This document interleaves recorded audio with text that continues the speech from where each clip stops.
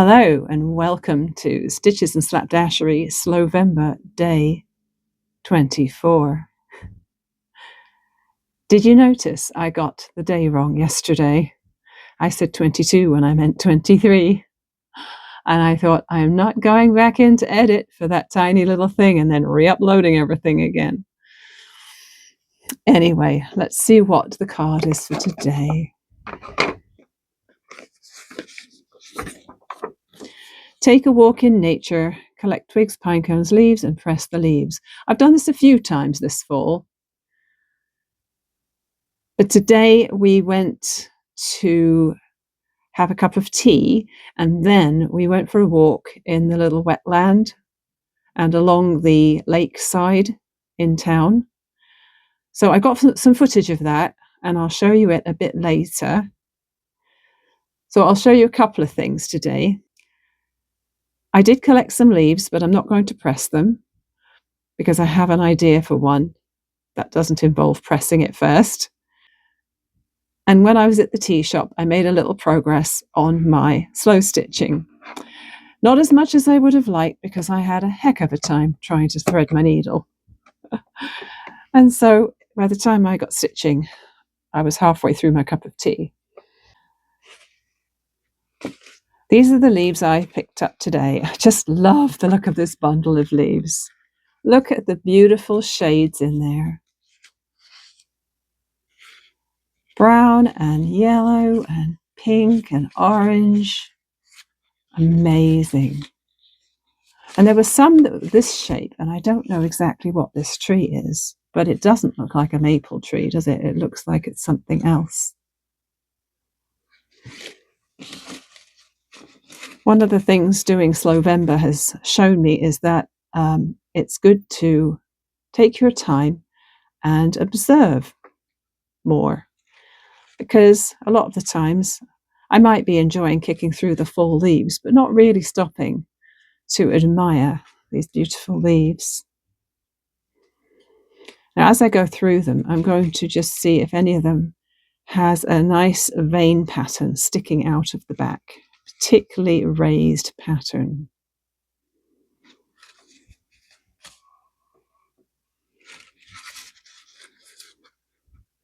This is a cool one as well. I don't know what tree this is from.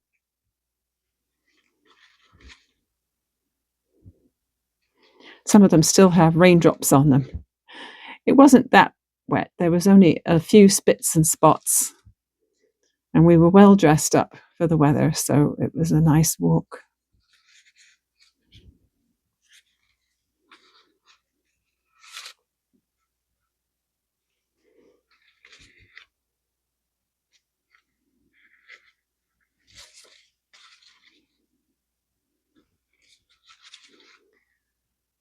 None of them has a particularly strong pattern on the back. This one's not bad. It's quite leathery. It might work for what I have in mind. Or that one.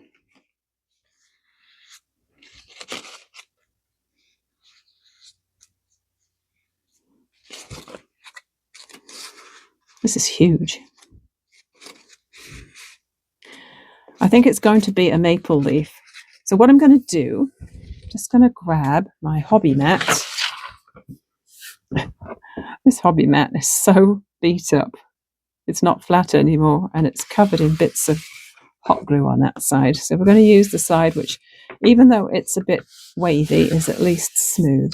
And I'm going to bust out the Fimo Air. I'm going to just roll my sleeves up here because this could get a little messy.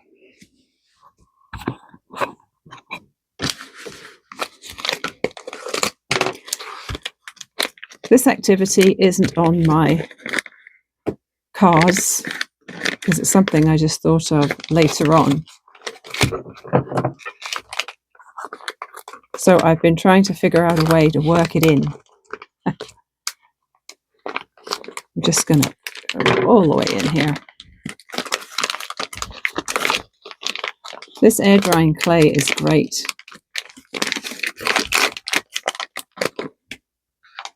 It's so easy to work with. And obviously it's got a few little dry bits on the edge here, which I might just have to pick off.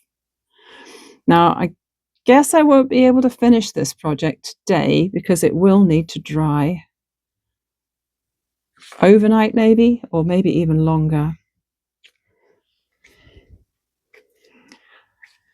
I'll just get it warmed up a little bit, and then I want to roll it. Sorry, I think I'm shaking the table. I should stop resting my elbows on the table when I'm doing something like this, shouldn't I? So I don't have a rolling pin that's non-food use, so I'm going to tip out the pens from this thing. And I'm going to use this tea tin. I'm not sure if it's particularly ideal for this. It is smooth, but it's quite a thin metal, so it might just bend under the strain. I suppose I could start by pushing it out with my fingers and then smooth it with the tin, couldn't I? And the thinner I do this, the quicker it will take to dry.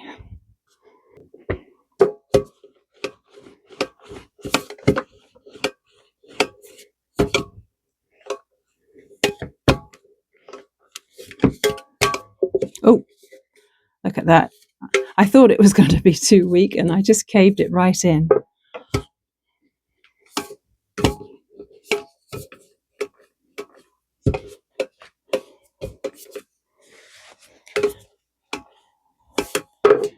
I'm sure when the kids were younger, we had all of the tools for manipulating Play-Doh and Fimo and all those other things. We even had a pasta machine, which would have been good for this because I could have rolled out a really thin layer of it. So what I'm hoping to do is make a leaf print into the clay and cut around it and then leave it dry and then paint it. So I think I'm going to use this. I've got a very old knife, which is from a baby set, it has a little giraffe on it there. So I think this is now going to become my clay knife.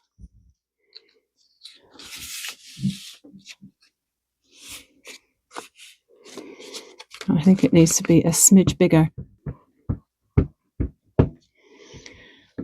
So I just had an idea.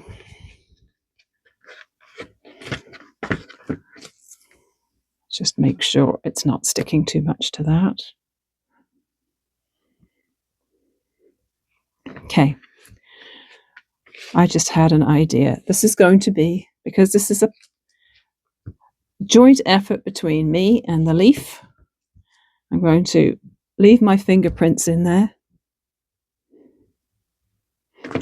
My handprint like that, which you can barely see, but I know it's there. And then we're going to do the leaf print over top.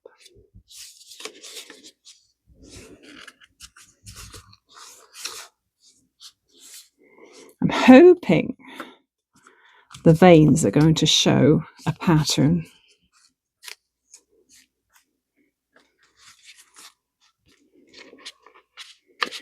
Good.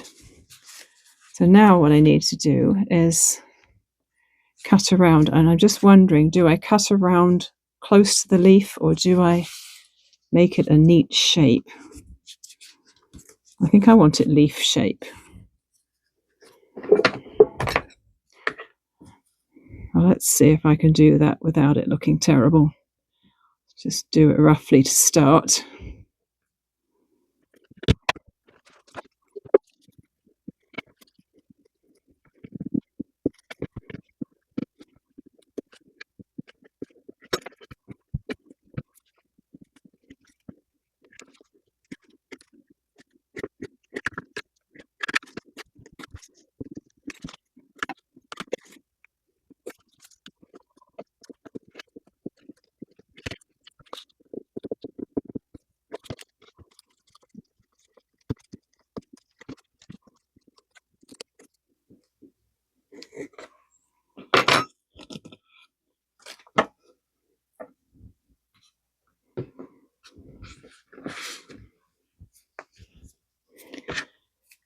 Well, it's looking good so far.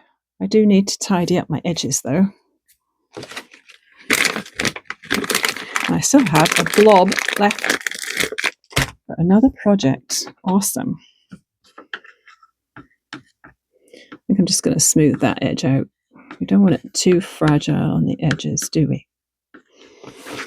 Although I can't imagine it would break necessarily.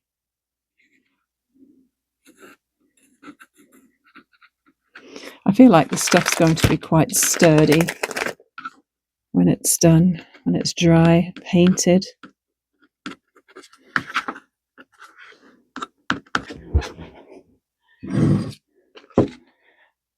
Now let's see if I can peel this off here without wrecking it.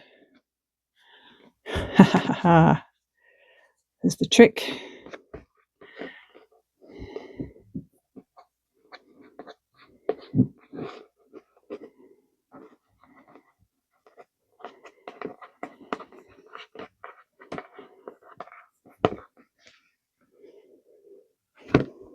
Great.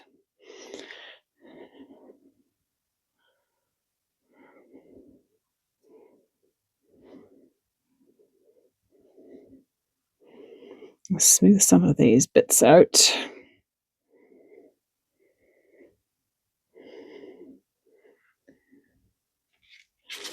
All right, now what I want to do is put it in something curved. And the best thing I could find was this bowl that I made years and years ago in a pottery studio with hand building techniques. It does have maple leaves on it already, coincidentally. So I'm going to put a bit of parchment on there and lay this in because I want it to dry with a curve to it to make a kind of bowl. So you can see the veins of the leaf quite well. I hope you're seeing that, depending on the way the light shines on it. Let's have a look. Yeah, you can see that. I'm going to leave this to dry. It may take a couple of days, in which case I will definitely be coming back to it and painting it then. Still looking a little rough just there.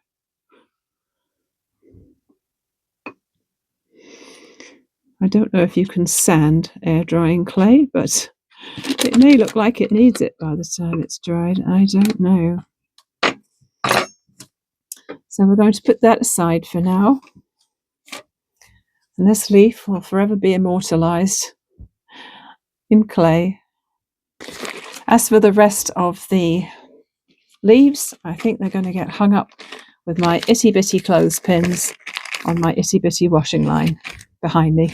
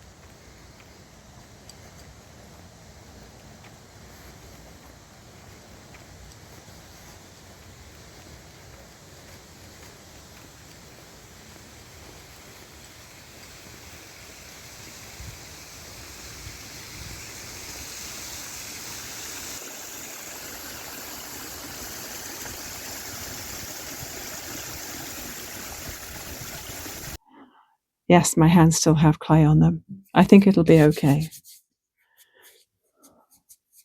I did wash my hands when I went off to find that bowl, and now I've gone and messed them up again. Let's take a look at the slow stitching. Yeah, when we went out earlier, I was wearing my contact lenses, and even with my reading glasses, it was a real struggle to thread the needle. Even Mr. Stitches was having a hard time with it. And I think the main reason was that it was this color. And so when I was pinching it between my finger and thumb and trying to find it to put the needle onto the end of the thread, I couldn't see it. And I just couldn't get a good enough focus. So in the end, we decided that seeing as neither of us could thread 3 strands onto the needle, we'd make do with 2. It was a joint team effort.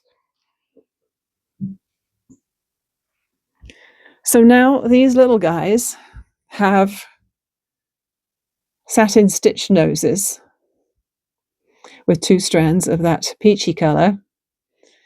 And what else did I add today? I added a little bit of red running stitch around his hat, and some French knots on this one's hat, and some white running stitch on this one's hat. Oh, and I did the hands on this one as well.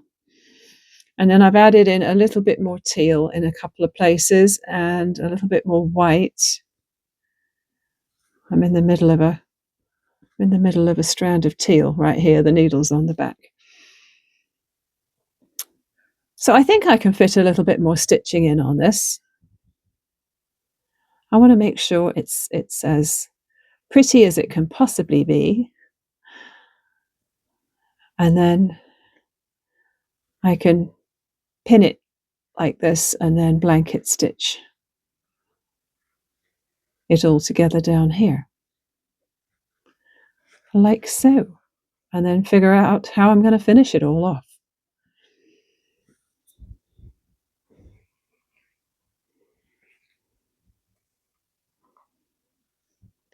So let's see, where was I? I'm at this point right here. So I've been adding a little bit more color, adding a little seed stitch here and there on the way over to another snowflake. It's a good way to travel around the fabric. Just doing a teeny tiny stitch like that. And then maybe popping over to a spot where there isn't a snowflake that's covered in color and just doing one.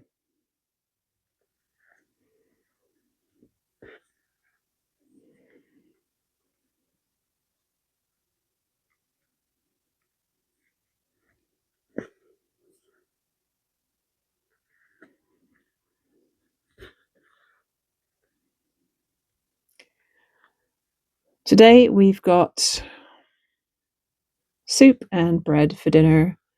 It's probably just going to be a really simple lentil and potato, maybe some carrot, probably some sort of green leaves, much to my youngest son's disgust.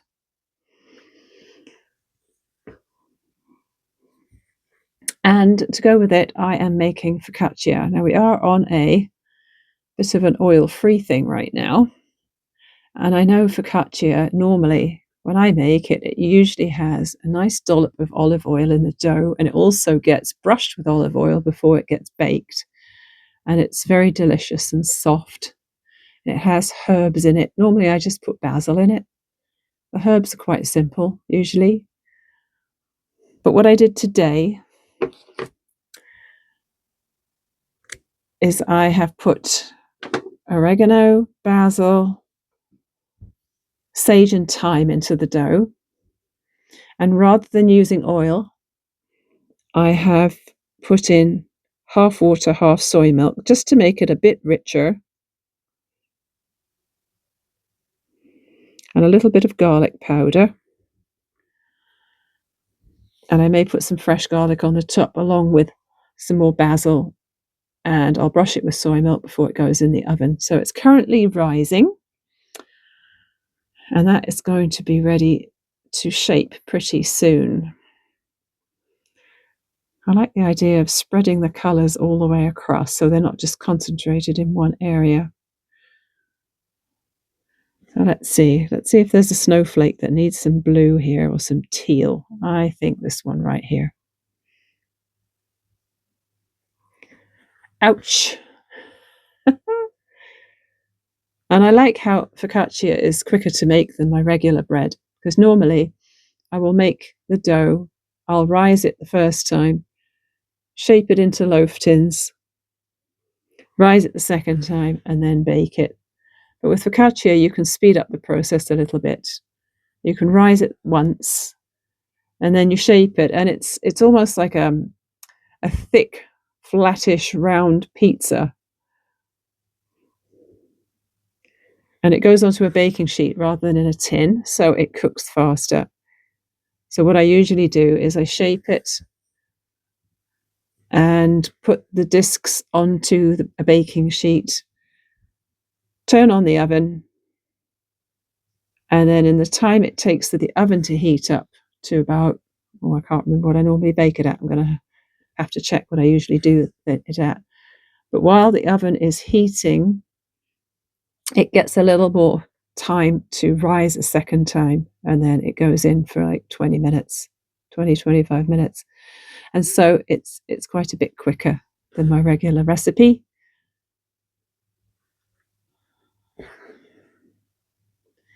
And I think I'm just going to stick with soup for dinner for the whole winter on Sundays, because it's so much simpler than trying to agonize about what on earth to make.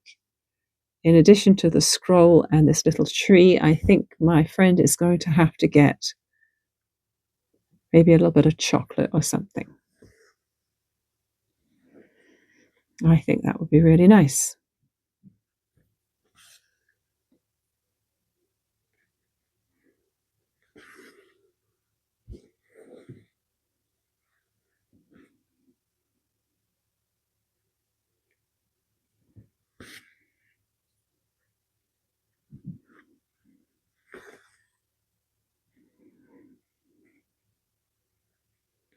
So I'm glad you gave me some feedback about the AI. You guys are basically in agreement with me that AI is not what's the word I'm looking for? Not a desirable part of this channel. And I am making the right decision at not bothering with the AI dubbing. And thanks for your patience about yesterday as well. If you watched yesterday, you'll know I had a heck of a time with technology yesterday.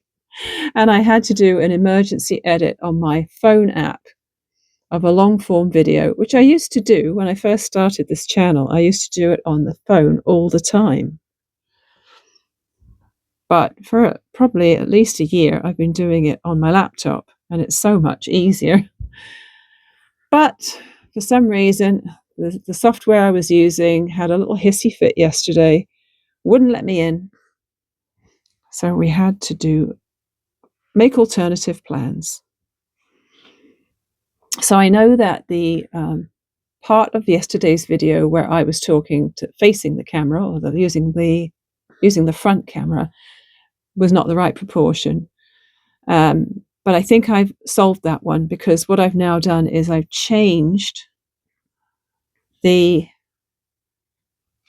aspect ratio of my front camera to be the same as my back camera. And so from now on, all being well, it will not be an issue.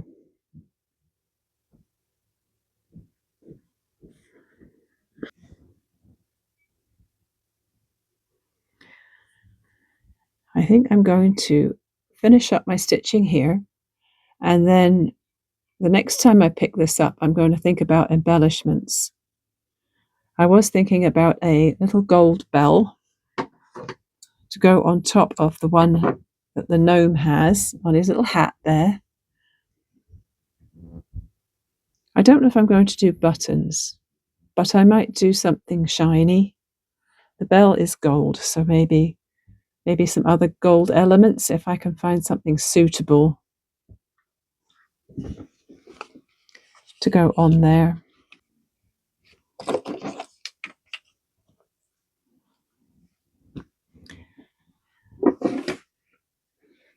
It feels very satisfying to use this little pouch and to tuck everything away and have it all tucked in. I don't really need that in there anymore, and it is falling out all the time. So we're going to leave the thread out, but the rest of it can stay in there until I figure out what I am going to embellish that with. Excuse the hat hair. Had a toucan earlier. That one I made, I can't remember the name of it. The wheatberry stitch or something. Something called the wheatberry crochet beanie or something. I made it fairly recently. It's so warm. It has a fold-up brim, so it keeps my ears really warm, and I'm absolutely loving it. It's my favourite beanie now. Unfortunately, it does have a tendency to crush the top of your hair and let these bits stick out. Okay, let's not talk about the hair again. So that's it for today.